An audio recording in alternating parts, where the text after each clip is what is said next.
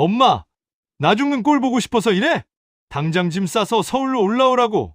준혁아, 엄마 발목이, 엄마가 지금 한 발짝도 못 움직이겠어.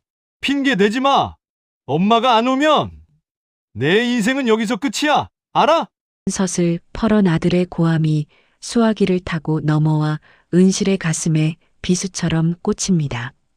창밖에는 30년 전 그날처럼 장대비가 쏟아지고 있었습니다. 은실은 바닥에 주저앉아 퉁퉁 부어오른 자신의 발목을 가만히 내려다봅니다.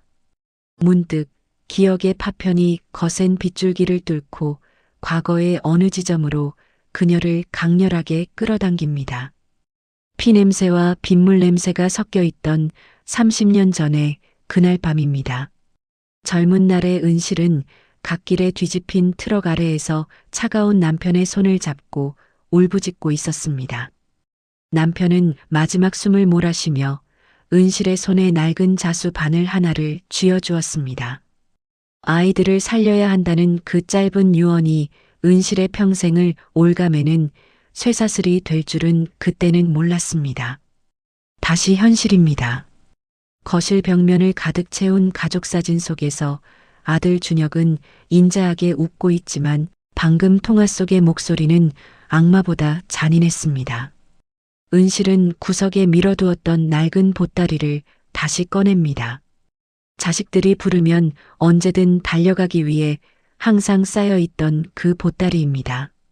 하지만 오늘따라 그 보따리가 마치 천근만근 무게의 바위처럼 느껴져 은실의 어깨를 짓누릅니다. 은실의 하루는 새벽 4시 눅눅한 시장 바닥에서 시작되었습니다.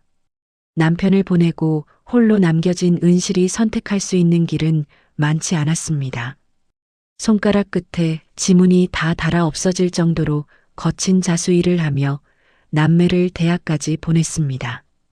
비단천 위에 한 땀 한 땀수를 놓을 때마다 은실은 자신의 영혼을 깎아 자식들의 앞길을 닦았습니다. 아들은 대기업의 팀장이 되었고 딸은 번듯한 가정을 꾸렸습니다. 주변 사람들은 은실에게 자식 농사 잘 지었다며 부러워했지만 정작 은실의 삶은 자식들의 그림자에 불과했습니다. 일주일 중 5일을 서울 아들 집과 딸 집을 오가며 살림을 살고 손주들을 돌봤습니다. 은실에게 허락된 공간은 아들 집 베란다, 옆 작은 방 한 칸뿐이었습니다. 자식들은 엄마의 희생을 당연한 서비스로 여겼습니다. 딸 지혜는 친구들과 여행을 가기 위해 은실을 호출했고 아들 준혁은 집안 행사가 있을 때마다 은실을 파출부처럼 부렸습니다. 은실의 무릎 관절은 이미 연골이 닳아 걸을 때마다 뼈가 부딪히는 소리가 났지만 자식들은 엄마의 신음소리보다 자신들의 아이가 흘린 눈물 한 방울에 더 민감하게 반응했습니다. 사건은 딸 지혜의 집에서 일어났습니다. 비가 오던 화요일 오후 은실은 유치원에서 돌아오는 손주를 마중 나갔습니다. 아이가 길가에 고인 물웅덩이로 뛰어들려 하자 은실은 본능적으로 아이를 감싸 안으며 몸을 던졌습니다. 아이는 무사했지만 은실은 젖은 아스팔트 위에서 미끄러져 계단 아래로 굴러떨어지고 말았습니다. 극심한 통증이 발목에서부터 척추를 타고 뇌까지 전달되었습니다. 비명조차 나오지 않는 고통 속에서 은실이 가장 먼저 한 일은 자신의 아픔을 살피는 것이 아니었습니다. 품에 안긴 손주가 다치지 않았는지 확인하며 떨리는 손으로 아이의 옷을 털어주는 것이었습니다. 하지만 잠시 후 달려온 딸 지혜의 입에서 나온 말은 은실의 심장을 얼어붙게 만들었습니다. 지혜는 은실의 상태는 안중에도 없다는 듯 아이의 무릎에 생긴 작은 긁힘을 보며 비명을 질렀습니다. 엄마! 애 하나 제대로 못 봐서 이 꼴을 만들어? 내가 이래서 엄마한테 맡기기 싫다니까! 빗물에 젖은 채 바닥에 널브러진 은실을 뒤로하고 지혜는 아이만 안고 집으로 평하고 들어가 버렸습니다. 차가운 빗줄기가 은실의 얼굴 위로 떨어지며 눈물과 섞여 흘러내렸습니다. 은실은 결국 인근 병원 정형외과 병동에 입원하게 되었습니다. 발목 인대가 파열되고 갈비뼈에 금이 간 중상이었습니다. 하지만 이번 사흘째가 되도록 자식들은 얼굴 한번 비추지 않았습니다. 아들은 바쁜 프로젝트 중이라며 짜증 섞인 문자를 보냈고, 딸은 애 보느라 정신없으니 퇴원할 때나 연락하라는 차가운 말뿐이었습니다. 하얗고 적막한 병실, 은실은 창밖의 하늘을 보며 처음으로 자신의 인생을 복귀하기 시작했습니다. 평생을 바쳐 키운 자식들에게 자신은 과연 어떤 존재였는지 그 허망한 질문이 머릿속을 맴돌 때였습니다. 옆 침대의 커튼이 젖혀지며 화려한 스카프를 두른 한 여인이 은실에게 말을 건넵니다. 그녀는 은실의 초등학교 동창이자 현재는 작은 전통 자수 공방을 운영하는 명자였습니다. 명자는 은실의 초췌한 몰골과 자식들의 냉대를 지켜보며 혀를 찼습니다.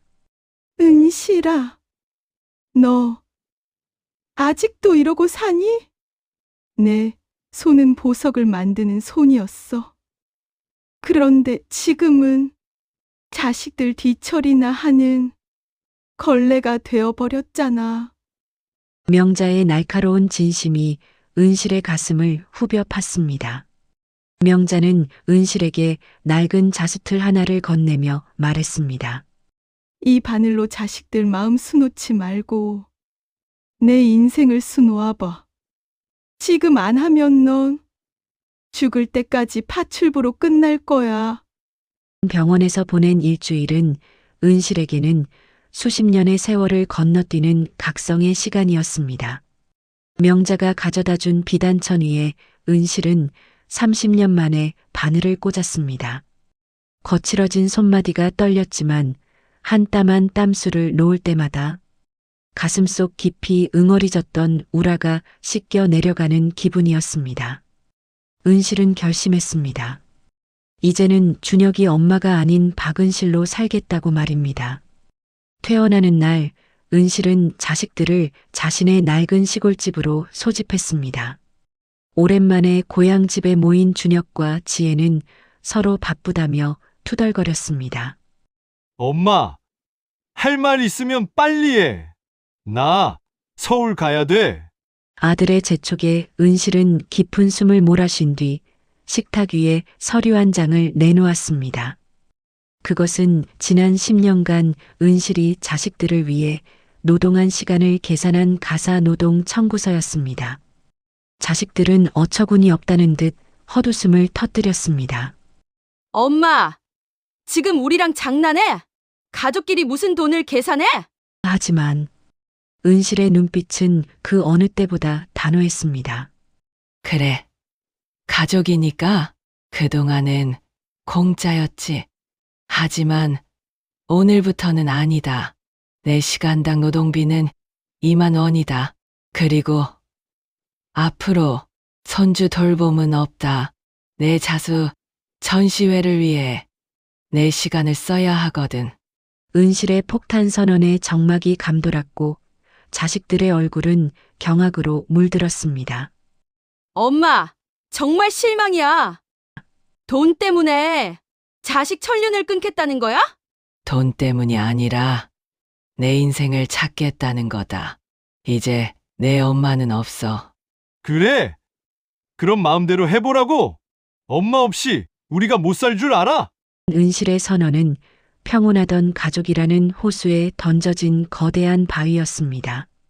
아들 준혁은 배신감에 몸을 떨며 집을 나갔고 딸 지혜는 엄마가 변해도 너무 변했다며 눈물을 쏟았습니다. 자식들은 은실이 며칠 그러다 말겠거니 생각하며 일종의 시위를 시작했습니다. 안부 전화는커녕 매달 보내주던 적은 생활비마저 끊어버린 것입니다. 은실은 텅 빈 시골집에 홀로 남겨졌습니다. 하지만 예전처럼 외롭거나 무섭지 않았습니다. 오히려 자식들의 빨래, 더미와 설거지옥에서 벗어난 거실은 고요하고 평화로웠습니다. 은실은 그동안 모아두었던 쌈짓돈을 털어 공방 친구 명자를 찾아갔습니다. 그리고는 평생 사고 싶었지만 돈이 아까워 망설였던 최고급 명주실과 수트를 샀습니다. 자식들은 은실의 부재로 인해 삶이 삐걱거리기 시작했습니다. 지혜는 아이를 맡길 곳이 없어 회사에서 눈치를 봐야 했고, 준혁은 집안일을 도와주던 엄마가 없자 아내와의 갈등이 폭발했습니다. 하지만 그들은 사과 대신 은실을 비난하는 쪽을 택했습니다. 우리 엄마가 이상한 종교에 빠진 게 분명이라며 주변 친척들에게 엄마를 험담하기 시작한 것입니다. 은실은 자식들의 비난 섞인 소문을 들어도 묵묵히 바늘을 움직였습니다. 그녀가 선택한 도안은 부귀영화를 상징하는 화려한 목단꽃이었습니다. 하지만 은실의 목단꽃은 일반적인 것과는 달랐습니다. 30년 전 남편을 잃었던 그 폭풍 우 치던 밤의 빗줄기가 꽃잎 사이사이로 스며들어 있었고, 자식들에게 받은 상처들이 줄기가 되어 뻗어나갔습니다. 밤낮을 가리지 않고 자수에 몰두하는 동안 은실의 굽은 등은 더 깊게 휘어졌지만 눈빛만은 그 어느 때보다 형형하게 빛났습니다. 명자는 그런 은실을 보며 감탄했습니다. 은실아, 내 그림에는 한이 서려 있어. 이건 단순한 자수가 아니라 한 여자의 일생이다. 명자의 권유로 은실은 전국 시니어 예술대전에 작품을 출품하기로 마음먹습니다. 그러던 어느 날 아들 준혁이 술에 취해 시골집으로 찾아왔습니다. 그는 은실이 수놓고 있던 비단천을 보며 비아냥거렸습니다. 엄마, 이런 거 백날 해봤자 누가 알아줘? 당장 서울 올라와서 애들이나 봐. 그게 엄마가 할 일이야. 준혁은 은실의 손에서 수트를 빼앗아 바닥으로 내팽개쳤습니다. 날카로운 바늘이 은실의 손등을 핥히며 핏방울이 비단 위로 툭 떨어졌습니다. 비단 위에 떨어진 선명한 핏방울을 보며 은실은 차갑게 가라앉았습니다. 예전 같았으면 아들의 술주정에 겁을 먹고 빌었겠지만 이제는 달랐습니다.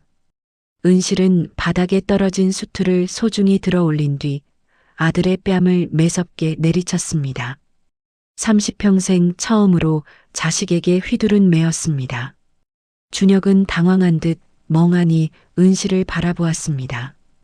은실은 떨리는 목소리로 그러나 분명하게 말했습니다. 이 핏자국이 보이니? 이건 내가 흘리게 한 피다. 내가 너를 낳을 때 흘린 피, 너를 키우며 속으로 삼킨 피, 이제는 한 방울도 남지 않았어. 당장 내 집에서 나가. 다시는 내 허락 없이 발을 들이지 마. 아들을 내쫓은 은실은 핏자국이 번진 비단천 위에 다시 바늘을 꽂았습니다. 그녀는 그 핏자국을 지우려 하지 않았습니다. 오히려 그 붉은 얼룩을 가장 화려한 꽃술로 변모시키기 시작했습니다. 상처를 가리는 것이 아니라 상처를 예술로 승화시키는 과정이었습니다. 은실의 손끝에서 30년의 세월이 응축된 단 하나의 걸작이 완성되어 가고 있었습니다. 드디어 예술대전 시상식이 열리는 날이었습니다. 화려한 조명이 가득한 행사장 입구에는 수많은 인파가 몰렸습니다. 그 중에는 명자의 연락을 받고 마지못해 참석한 준혁과 지혜도 있었습니다. 그들은 여전히 우리 엄마가 무슨 상을 받겠어라며 무시하는 마음으로 전시장을 둘러보았습니다. 그러다 전시장 가장 중앙 가장 큰 자리에 걸린 작품 앞에서 자식들의 발걸음이 멈췄습니다. 작품명 엄마의 비단길. 거대한 목단꽃이 피어난 비단 위로 굽이굽이 흐르는 빗줄기와 세월의 흔적이 수놓아진 작품이었습니다. 특히 꽃의 중심부에 수놓아진 붉은 꽃술은 마치 살아있는 심장처럼 요동치는 듯 보였습니다. 사람들은 그 작품 앞에서 숨을 죽이며 눈물을 훔치고 있었습니다. 대상을 발표하는 순간 사회자가 은실의 이름을 호명했습니다. 낡은 개량 한복을 입고 굽은 허리를 지팡이에 의지한 채 무대로 올라가는 여인. 자식들이 알던 파출부 엄마가 아니라 예술가 박은실이 그곳에 서 있었습니다. 은실은 마이크 앞에 서서 떨리지만 힘 있는 목소리로 소감을 전했습니다. 이 꽃은 제가 제 자신에게 주는 선물입니다. 68년 만에 처음으로요. 전시회가 끝난 후 자식들은 은실 앞에 무릎을 꿇었습니다. 엄마의 작품 속에서 자신들이 냈던 상처와 고통을 마주한 그들은 더 이상 변명할 수 없었습니다. 지혜는 엄마의 거친 손을 잡고 펑펑 울었고 준혁은 고개를 숙인 채 엄마 우리가 미안했어라는 말을 수없이 되뇌었습니다. 은실은 자식들을 용서했습니다. 하지만 예전처럼 자식들의 노예로 돌아가지는 않았습니다. 그녀는 대상 상금과 작품 판매금으로 명자와 함께 작은 자수 교실을 열었습니다. 이제 자식들은 엄마에게 해달라고 요구하는 대신 엄마의 스케줄을 확인하고 시간이 되시는지 정중히 여쭙게 되었습니다. 건강한 거리두기가 비로소 가족의 진정한 사랑을 일깨운 것입니다. 어느 맑은 오후 은실은 공방 창가에 앉아 새로운 비단천을 펼칩니다. 이제 그녀가 수놓는 것은 슬픈 비구름도 핏빛 꽃잎도 아닙니다. 창밖으로 쏟아지는 찬란한 오후의 햇살과 동료들과 나누는 웃음소리입니다. 은실의 구분 등 위로 따스한 빛이 내리쬐고 그녀의 손끝에서는 세상에서 가장 행복한 꽃 한 송이가 다시 피어나기 시작합니다. 인생의 황혼에서야 비로소 찾은 진짜 나의 삶. 은실 씨의 보랏빛 비단길은 이제 시작입니다.